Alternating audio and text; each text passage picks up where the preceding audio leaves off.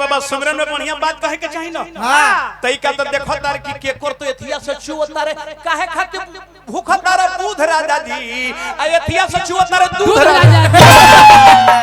अब केकर एथी से दूध छुअता बुढ़ारी में ही देखे के तरह रह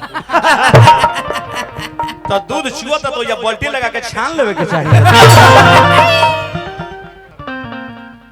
कुंवर जी कहत तनी के सुनो हो तनी ध्यान दे कि हमर निमन को हो।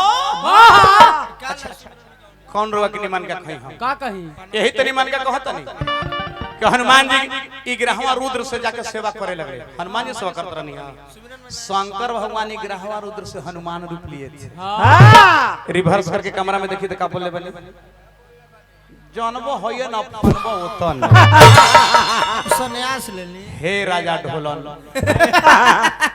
अरे सन्यास ले ली जाके। हां बस के बात नहीं और वो के बस के बात नहीं खे। हे बुढ़ा कबूतर हे बुढ़ी कबूतरी तू जाके टिकिया पारा अब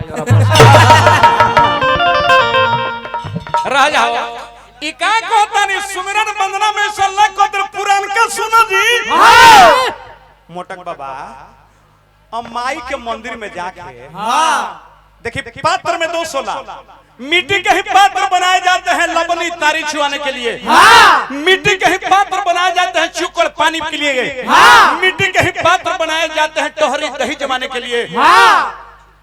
पात्र में 216 अब दुर्गा माई के मंदिर में जाके अब बताई अगरबत्ती दिखा के आ यही लागी लोग भजन करे।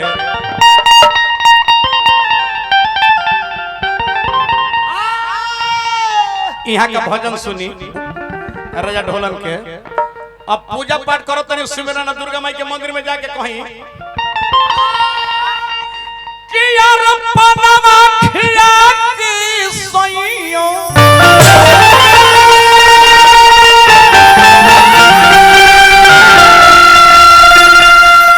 अरे मरता जना वही बबुआ बालिक कुंवर बबुआ की ओर से पुरस्कार बा। अब बताएं फलहारी बाबा की ओर से हार्दिक प्रणाम बा। अब माई के मंदिर में जाके कि पनवा खिया के सया मरत और जनवा पेट में बबुआ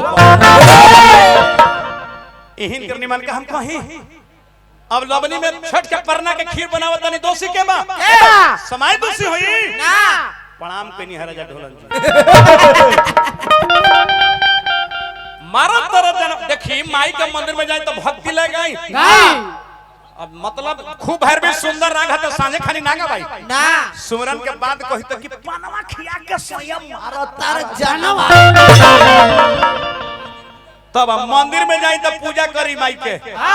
इन के मंदिर में जाए तो पनवा खिया के स्वयं मारो तर जनवा। हम मेहरारू भी जाए सुहाग रात में तो अगरबत्ती दिखाई कि तुम्हें माता च पिता तमेव बंधु सखा। मेहरारू ऐसा रही तो कि जाए लौड़ू के नाती जो तयाव ओहो पंसया उठा के कि अखंड मंडलाकारं व्याप्तम चराचर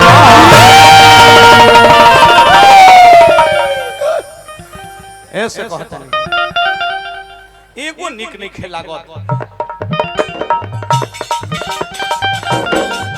कुंवर जी रावण ऐसा कोई दुनिया में विद्वान पैदा नहीं हुआ था। नहीं रावण ऐसा किसी का सोने का मकान नहीं था। नहीं रावण ऐसा किसी का पुष्पक विमान नहीं था। नहीं रावण ऐसा किसी का इंद्रजित संतान नहीं था। रावण ऐसा कोई उत्तम खानदान भी नहीं था। उत्तम कुल कुलस्थ करना थी अब ऐसा तो लसरा गई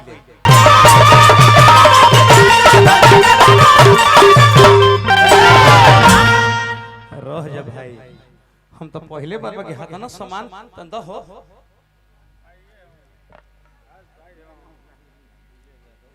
माननीय हमारा वार्ड विजय यादव जी बहुत बहुत सम्मान पगड़ी से सम्मानित भी कोई नहीं रुपया भी देनी हमारा मनोज